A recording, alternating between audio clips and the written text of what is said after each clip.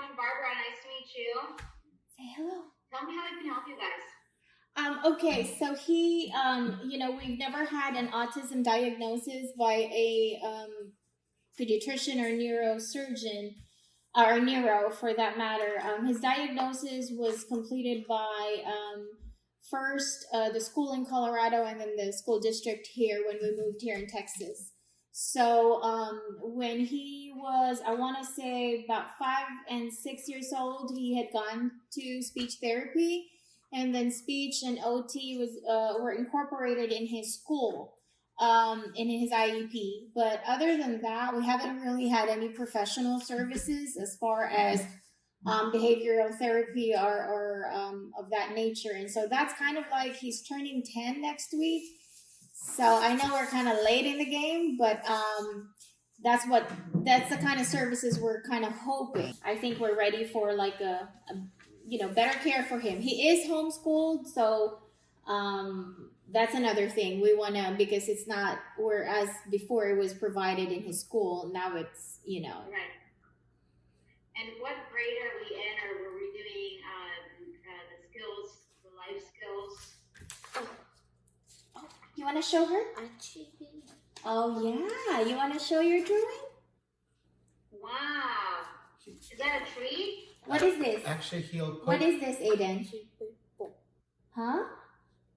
Oh, that's the duck. duck. He traces over things. See the hands?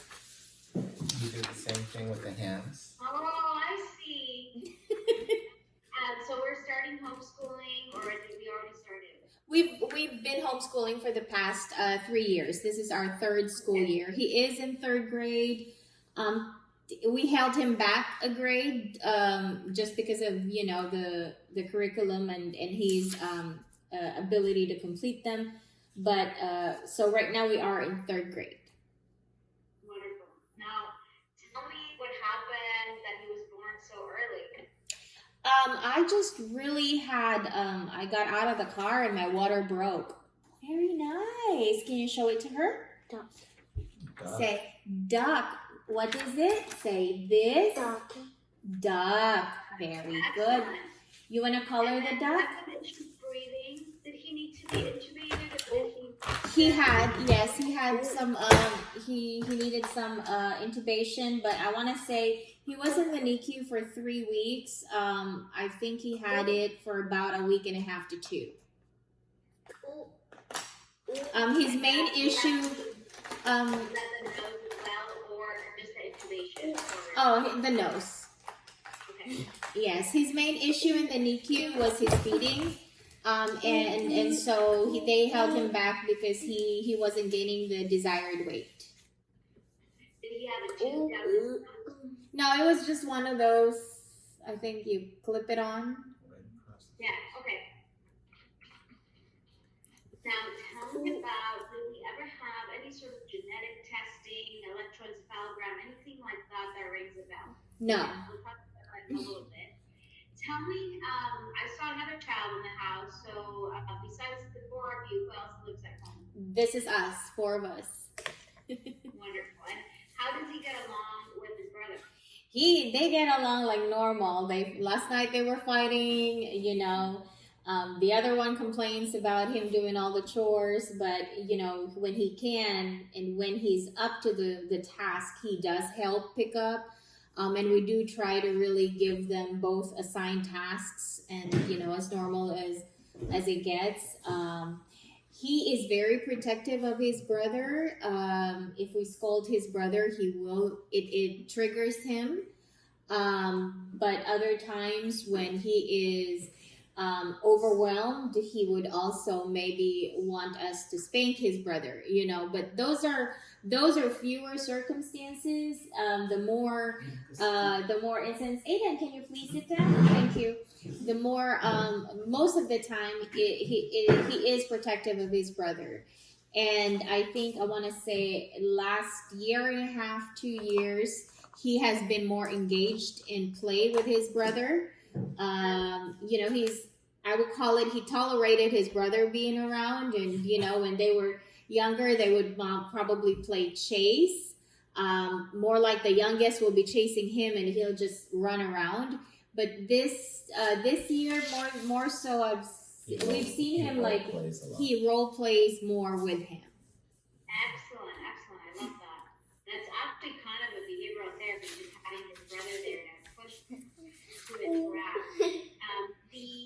When he gets a little bit upset, does he throw a huge tantrum and fit, or is it just like very brief, crying or yelling and done? He used to. He would last for hours, and just red and angry with no tears. That's what he used to. But a year, since we've been here for 2 years in this house, and I want to say in the last year and a half, we've seen a really marked improvement in his management of his behavior. We've started to notice that he would have tears and then he'd wipe his tears, and it's more quiet. He wouldn't, whereas before it was like loud meltdown and kicking, screaming, throwing himself, his body to anything and everything. We do see that very, very rarely now. But it doesn't last, I want to say maybe 10, 15 minutes. Over the years, we've kind of found, potential things that could work. Not one single thing works every time. So, sometimes we try to just kind of cater to him, and then he'd get over it. Other times, it has to get to where the catering doesn't work, and then we become firm and we let him be, and we tell him, we'll leave you alone. When you're done, you let us know. Very rarely, and I'm gonna be honest, sometimes we do spank him in the butt just once, just to kind of, I really do believe it's the snap sound of it that snaps him out of it, and then he'd get over it, and then he'd be happy again. Other times he will hear a sound, because he has a loud sound that could either be because he's happy or he's annoyed, and when we check on him, he's over it.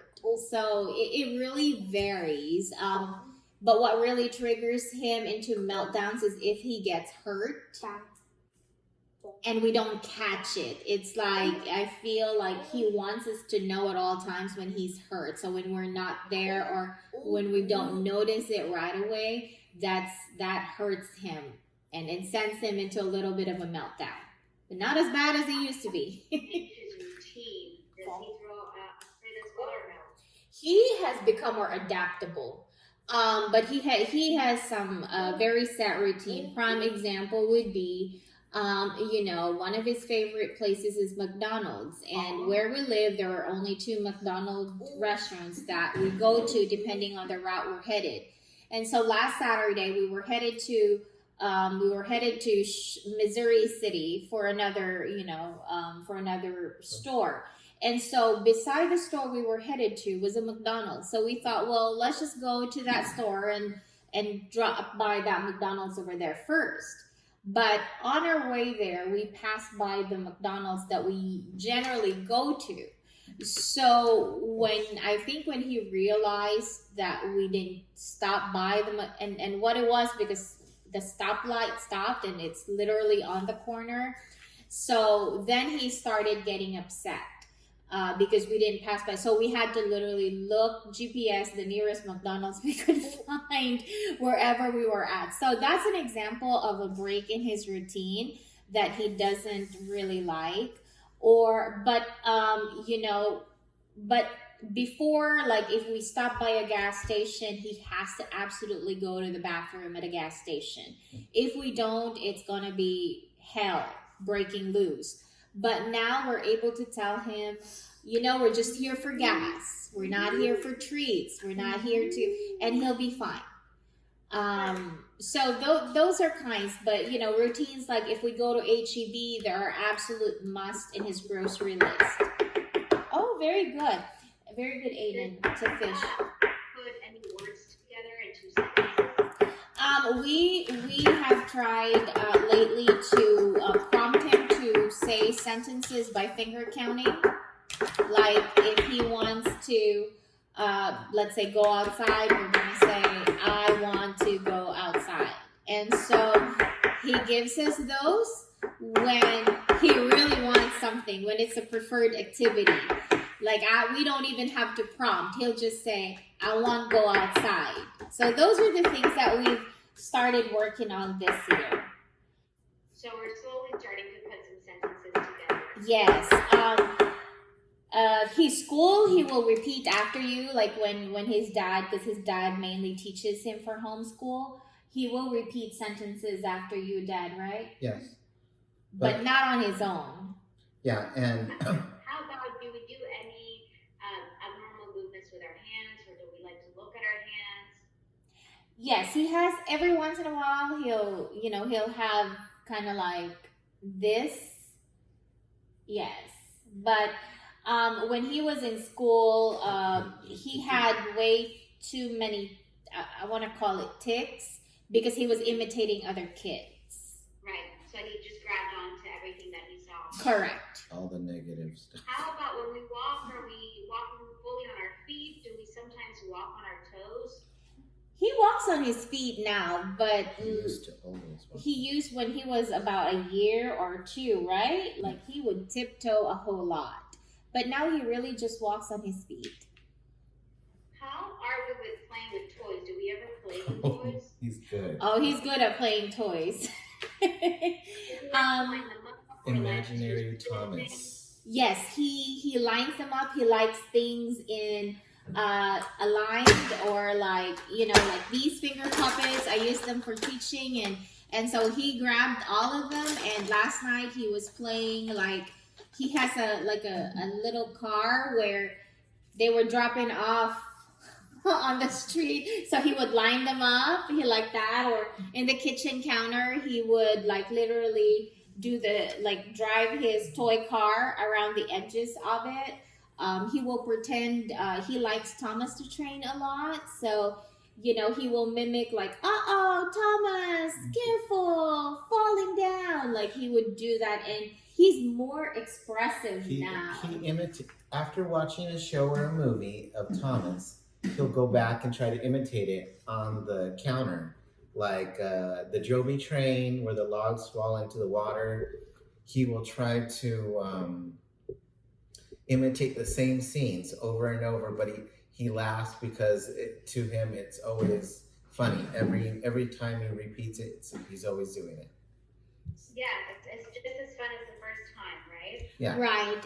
And then the other thing that he likes to do, he likes to pick things apart. They use a screwdriver and unassemble his cars, or Thomas the train, and then reassemble them. And he I want to say he does it perfectly, and he watches intently when we're buying furnitures and his dad assembles them, and then he becomes so inspired because immediately after things come unassembled. We might do a mechanic maybe when we grow older, or something that requires Yes. together. Yes. How are we with touch? Do we feel okay with touch? Do we feel comfortable? He's okay with us touching him. He's actually a very touchy-feely kid. He likes hugging. But he knows kind of the difference. He hugs me tighter than he would his dad. But he would hug his brother. He wouldn't let anyone else touch him. He doesn't like it. Like even when we go to his pediatrician. Food-wise though is the issue because he has no problem with touching them. It's just I think based on how he touched them, he doesn't even want to eat them. So spirit testers, how does he ever eat or try to taste or smell things that are not food? Yeah, he would put the remote control in his mouth.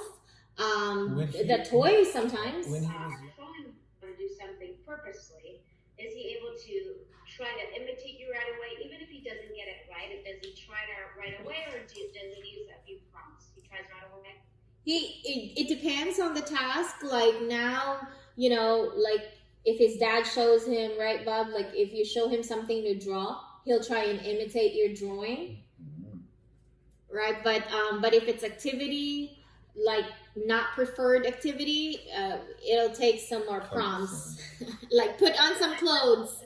If you call his name, or if you want him to listen to you, same thing. Is it To be honest, I think he hears us. But he needs to take his time to be like. If I ask for a hug, I say, "Give me a hug." He'll act like he doesn't hear me, but he'll take his round in the house and then come back and hug me. So he heard me. Picking up toys, cleaning up after yourself. Those are not preferred activities. So he might as well just ignore us. Yeah. That's normal also for his age. How about if you point to him to look at something? Will he look right away? Does he sometimes not even look? Aiden, look. Then Alice. Right away. Do we have like lots of fear of something, or are we a complete daredevil, or somewhere in between? He's very cautious, right? Not really. Actually, if you put him outside, he's very adventurous, very like sensitive. Crossing the street, he knows he's not supposed to But he's been- to cross the street without us. But it almost appears like he does it to get a rouse out of us. Like it's like teasing us. Like when he bikes, he knows he pretty much bikes on the sidewalk. But when he wants to tease us, he's gonna go beyond where we need. So it both. I mean, he jumps up and down the bed, but he doesn't quite hit himself on the headboard because he knows that's an owie, kind of. Right. How about would you say that he's extremely active, kind of lazy, or somewhere between? Somewhere between. It depends on usually the time of day. He gets his like he becomes really hyper at night for some reason. That's when the chasing comes in the house. Usually during the day, he's more of I'm gonna play with my toys. I'm gonna watch my TV. I'm gonna veg out on the bed After homeschool. And then school, that's kind of like chill. He just has enough activity to finish school. But And it's a routine where he has to do his school or he doesn't, like it's not fulfilled his day. He has to have his school. Now, would you say that I'm sorry. At the stores, public places, he tends to be hyper. okay, so when there's like a lot of stimulation, it seems like he does look more hyper as well. Yes. How about anyone else in the family with diagnosis of autism spectrum? No. Anyone in the family with history of language delay? No. How about anyone in the family with history of seizure disorder? No. No. And as far as we know, no surgeries or other hospitalizations besides when we were born, correct? Correct. Excellent. Now, we do meet criteria today to be on the spectrum, and we are on the mild range. You will get a copy of what's called a Part 2 evaluation or the Childhood Autism Grading Scale, so we'll send you a copy of that for your records as well as for insurance purposes. We will be referring Aiden to what's called ABA therapy. It stands for Applied Behavioral Analysis, and it is the #1 treatment for autism spectrum. It's a type of behavioral therapy specifically geared for autism. I also would like to do the referral to speech therapy and occupational therapy. We'll keep those going as well. For ABA, it tends to be a pretty full-time job. So they do an evaluation themselves and they deem how long Aiden might need. Usually it's 40 hours a week. So you will have to see with school that you're doing right now and the ABA. Some parents decide to do like 3 days a week we do school, 2 days a week we do ABA, or something like that. Even if it doesn't end up adding up to 40 hours, so that at least we can still get him going with his education. Okay. Questions about that? No, I think the beauty of us being homeschooled is that we can definitely work around an ABA schedule. Exactly. And it's so convenient for you guys, which is excellent. And I must say, you kind of brought yourself down a little bit when you said that you waited this long, but actually you've been doing a fabulous job. He is all the interaction that you're giving him, which is really behavioral therapy.